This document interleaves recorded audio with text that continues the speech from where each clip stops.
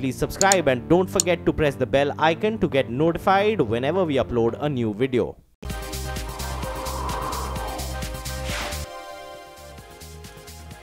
Thank you very much for joining us on In India Business Hour. I'm Ronojoy. Alongside me is Ashmit Kumar in the studio. But let's go straight across to the top story that we are tracking this evening. Facebook founder and CEO Mark Zuckerberg has broken his 5-day silence on the data breach scandal involving voter profiling firm Cambridge Analytica. In a note shared on Facebook last evening, Zuckerberg said, and I quote, "We have a responsibility to protect your data, and if we cannot, then we do not deserve to serve you." End quote. Further sharing the details of the genesis of the crisis and Facebook's plan to prevent such data harvesting and manipulation to take place in the future, the Facebook founder said, and I quote again, "While this specific issue involving Cambridge Analytica should no longer happen with new apps today, that doesn't change what happened in the past.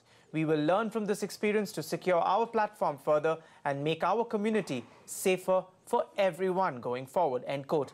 Later, in an interaction with CNN, Mark Zuckerberg reiterated his apology and specified some steps that the social media giant is undertaking to prevent a similar data theft in the future. Well, the Facebook CEO there on how the company plans to address the concerns of its users. In India, however, the political war over the Facebook data scandal has further intensified. Law and IT Minister Ravi Shankar Prasad has accused the Congress of using Cambridge Analytica services during the Gujarat elections. Hitting back, Congress's Gaurav Gogoi has said that it was the BJP that used leaked data in state elections.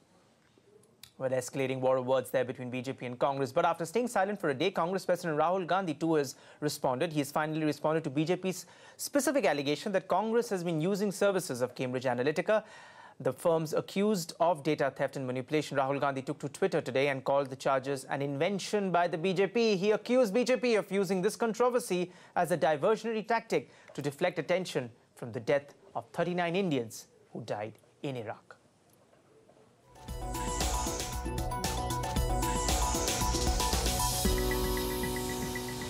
The Aadhaar hearing in the Supreme Court was an unusual one today.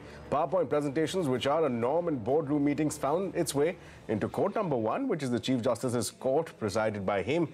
The UIDAI Chief Ajay Bhushan Pandey made a PPT presentation to the Constitution bench and highlighted 4 key points. 1, a basic introduction to what is exactly Aadhaar. 2, the technology behind it. 3, the privacy safeguards in place. He also showed a short movie to demonstrate the security measures in place. But what's interesting, during the presentation and the question and answer which followed, he made 3 key concessions. First up, there is no institutional mechanism in place to check the denial of benefits despite authentication. That's the first key concession. The second one being that biometrics cannot be relied upon completely. And finally, here's the third key concession, that there were authentication problems in rural areas on account of bad internet access and electricity issues. To discuss the day's proceedings in detail, I'm joined by senior advocate Kamini Jaiswal, Saket Modi, founder of Lucidius, Amit Malviya, the head of BJP's National IT Cell, and Sanjay Jha of the Congress. Very good evening and welcome to the show, ma'am and gentlemen. First up, Mr. Malviya, I'll come to you. Today was day 2 of the government's defense as far as the Aadhaar regime is concerned. On day 1, we saw the Attorney General point to the safety standards in place by pointing at the height and the width of the walls. And today we have some key concessions coming in from the UAIDAI CEO himself. So concessions to the extent where he's agreed. He's pointed out very clearly that biometrics are not 100%, that there are problems in rural areas, and perhaps most importantly, that denial of services, there is no institutional mechanism to check that. So day 2, and given the day 1 and day 2, do you believe that perhaps the government is off to a bad start in this case? Well, Ashmet, not at all. I'm so amused to see how media narrative quotes everything out of context. Yesterday, when the Attorney General spoke about the height of the wall and the width of the wall, he was responding to the physical security questions raised by those who are opposing Aadhaar, and therefore he was well within his rights to explain what kind of physical infrastructure exists. So let's not quote him out of context and make it look like a silly joke that the Attorney General was making in the Supreme Court, because he wasn't. He was just making a point that was put across.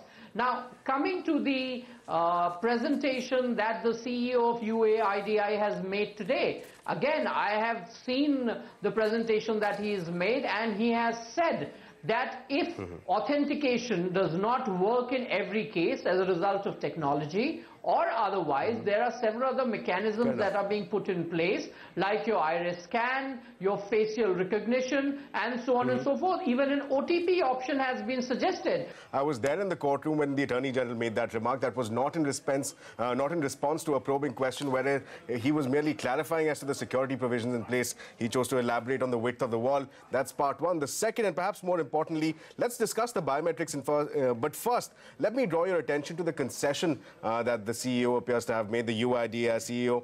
The concession is that as of today, there is no institutional mechanism to check. And this was an observation made by the court itself, that authentication problems is one thing, denial of services, denial of benefits is quite another. And when asked and when questioned on whether there's data available, this was a concession coming, that as far as denial of benefits is concerned, there is no institutional mechanism available. Doesn't that point to perhaps a big loophole? This has been a key argument of the petitioners against Aadhaar. Look, the Section 7 of the Aadhaar Act is very clear that no beneficiary will be denied a state support in absence of an Aadhaar. What it also goes on to add further is that the applicant or the beneficiary in this case must be encouraged to enroll in Aadhaar so that he can continue to get financial support from the state through the Consolidated Fund of India. So the law is very clear. If at all there are some exceptions, and which are actually exceptions, then those have to be addressed. It's a matter of awareness. It's a matter of telling people and telling everybody in the administration down to districts and further that Aadhaar or lack of it does not mean that the beneficiary will be denied any benefits. And the Aadhaar Act is very clear. Fair enough. Fair enough. Mrs. Kamini Jaiswal, if I may come to you, you have been a fierce critic as far as the Aadhaar regime is concerned. Let me bring across these concessions to you. Here we have the UIDAI CEO admitting that as far as the denial of benefits is concerned, there's no institutional mechanism in place. Mr. Malviya has pointed out, has made a reference to Section 7, that in any case, these essential services cannot be denied. Your take on today's court proceedings? See, there are a lot of provisions in the law, but we have to look at the practical aspect of it. The petitioners have been arguing ad nauseum that there is, number one, that benefits are being denied to the people. To say that section says it will not be denied is not enough. We have to look at the practical aspect of it. We have to see what is actually happening. And then also the concession by the chairman, CEO today, only confirms what has been argued over the months. Repeatedly this has been argued. And if size of the walls protected was enough security, we wouldn't have to do a lot in this country. We just have to prepare walls around things. That is not enough. We are talking of security in a different sense. Nobody is talking of a security of a wall is not available. Absolutely. So therefore, all this argument about, that everybody is trying to just make frivolous out of the statement made by the Attorney General. It's not that.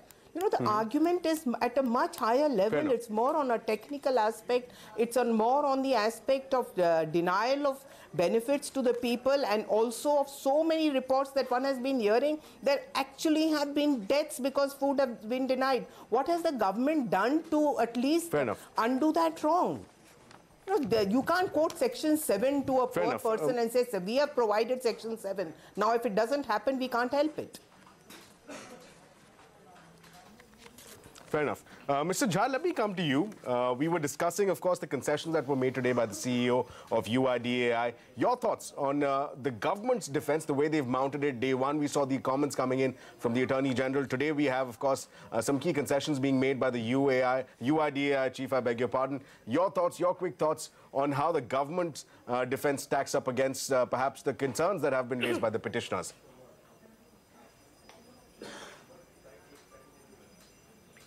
To just put this discussion in context, I mean, let us remember that Mr. Modi's government went to the Supreme Court actually saying that we Indians don't have our own independent right to privacy. until thankfully the Supreme Court overturned that. The more fundamental point has already been raised by, I think, Ms. Jaiswal here, and which is that there are so many instances across the country where people have actually died because they don't have the Aadhaar linking to their food rations.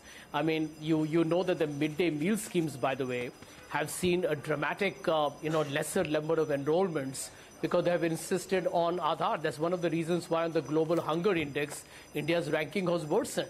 Now, you have a situation today in the country where Aadhaar, which was meant to be only focusing on those who needed certain welfare subsidies, it has now been expanded into becoming one draconian law, which is why I'm glad the Supreme Court asked, I mean, is this Aadhaar now susceptible to becoming an electronic surveillance system by which government can actually do racial profiling and tracking of individuals' behavior and, their consumption patterns? I think there's a larger worry. And may I add this point, that in the light of the recent hullabaloo that we're hearing about Cambridge Analytica and the breach of data with Facebook, I think one of the biggest worries we have that the Ravi Shankar Prasad as an IT minister in a very irresponsible fashion made a political statement. But what Mr. Jha, let's keep from digressing here. Is what about breach of that data? And I'm glad Supreme Court is asking these questions. No, Fair the enough. Supreme Court asked that question. What about the Fair breach enough. of data? What does it mean in terms of individual privacy and our right to, kind of have our own, kind of information exclusive to ourselves? So there are larger implications of this, and one of them critically is that this government has to admit that the technology backbone, the entire infrastructure for implementing Aadhaar is today extremely fragile. Fair enough. Mr. Modi, let me come to you. You're, of course, an expert in matters of cybersecurity. Let me put to you the concessions that were made. There were concerns raised with respect to the biometrics. They're not 100% reliable. Let's caveat that as well. Let's not put that out of context. The UID also clarified that there are other ways and means of verification, of authentication. But there were also concerns with respect to authentication in terms of rural areas where there is no internet access sometimes. There are issues with respect to electricity supply. In response to these concessions, what would your take be? What would your reaction be to perhaps the entire gamut of the infrastructure in place that Mr. Jha was referring to? Fingerprint, is that foolproof? No, it's definitely not, and it can be replicated. But again, it's as replicable, or I would say much, much complex to replicate than what you would have through the other existing authentication mechanisms to identify, individuals. To your question about the infrastructure being fragile, of reaching out to people, I think, as an Indian, I believe one of the best things that I have been able to be fortunately able to see in the last 5 years of my life has been a revolution which has touched 125 crore Indians out of 119 crore Indians, which is the enrollment number for Aadhaar right now, out of a total population of 125 crore population. And think if there was a problem in terms of, onboarding people, because almost 96-97% of the people are now onboarded with Aadhaar. The connectivity or the technology is not a problem. Of course, the other one around how do you get the technology to authenticate through the fingerprint, that is going up as we speak. And scientifically, we are at a point where we are at an accuracy of more than 97 to 98% on certain base models, which cost anywhere between 2,000 to 3,000 rupees. I believe that's all we have time for. We appreciate the time and perspective that our guests have shared with us, as well as our viewers, Mr. Malviya, Mr. Jha, Mr. Modi, as well as Mrs. Kamini Jaiswal. Appreciate your thoughts and time.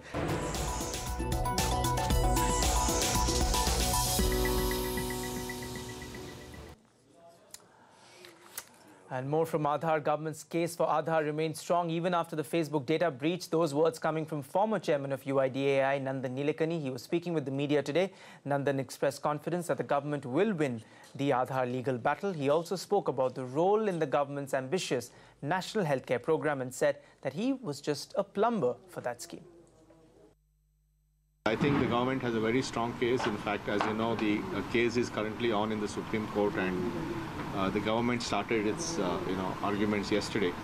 So I'm very confident that the government will win the case. But they use a very weird brick and mortar argument, 13-foot high walls and 5-foot... No, I think physical infrastructure is part of security. I mean, you want to make sure that nobody else gets in, right? You also have to have digital infrastructure, but you need both physical and digital security.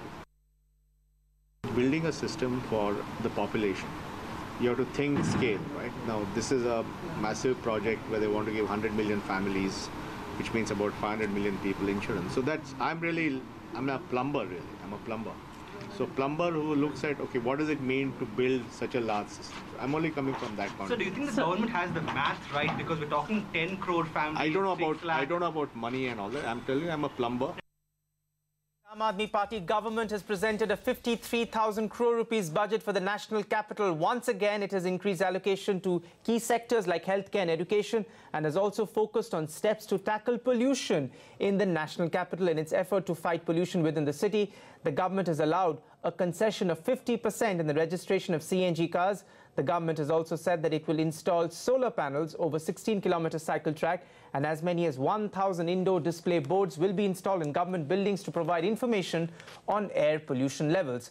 Apart from the green aspect of the budget, the government has also allocated 13,800 crore rupees towards education for the installation of CCTV cameras, self-defense classes for girls, and the promotion of sports.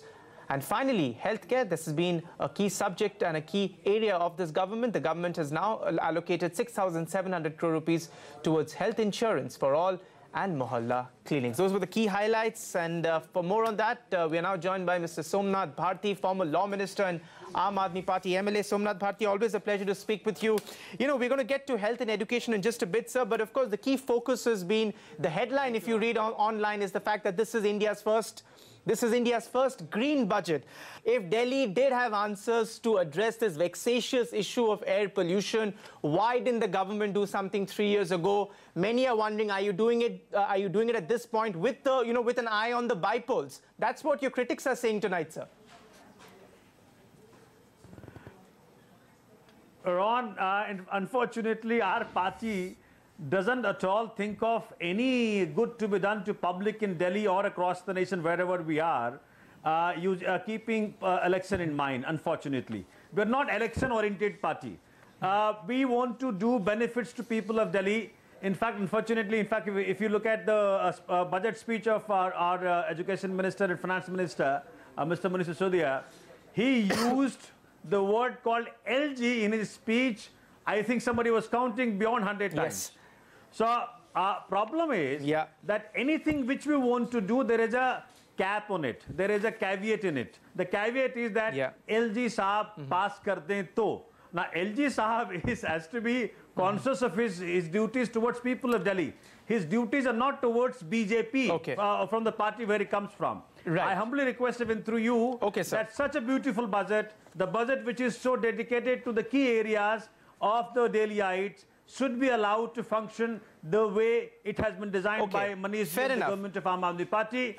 If it is, I give that to you. If it is allowed to be executed the way it is designed, I can assure you, Delhi would not prove only #1 city in India. Possibly this will match the better cities of the world also.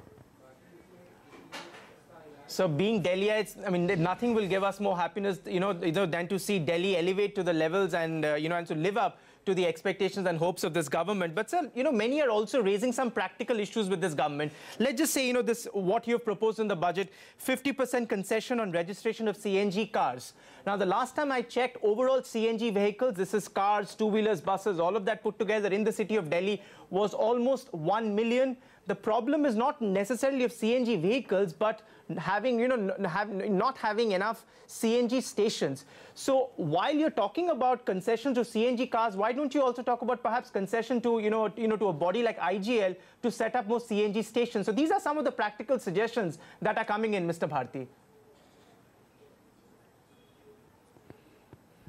No, Ron, you're right. In fact, the problem is that the public transport in Delhi has to be made dependable. Public transport has to be made dependable for every sector, whether it be the rich class, the middle class, the poor class, the metro, the last mile connectivity to every house, to every inner colony, 1,000 electric buses, etc., etc. All of these have to be meticulously executed so that public transport becomes the #1 choice for the people of Delhi. And that is why your suggestion is, of course, to be noted down, that CNG stations will also be there. The moment CNG cars and public transport, the way we have thought of to implement in Delhi, the way they go executed, the way it's written in the book, it's written in the speech, it's designed by the government. Surely enough, CNG stations will also be increased in number. Number two, if you look at the budget, the quantum, 53,000 crores. In 2011-12, it was 26,000 crores. 100% increase. Never ever it happened in the history that any government budget has gone double. And it is all because of the honest intentions and because we have succeeded to plug the holes of corruption in point the taken, Mr. Government. Mr. Somnath Bharti, absolutely, point taken. Show some brilliance. All right, Mr. Somnath Bharti, let's leave it at that. So Delhi budget announced earlier today, and the overall budgetary allocation for this year has gone up 20% compared to the revised estimates of budget last year.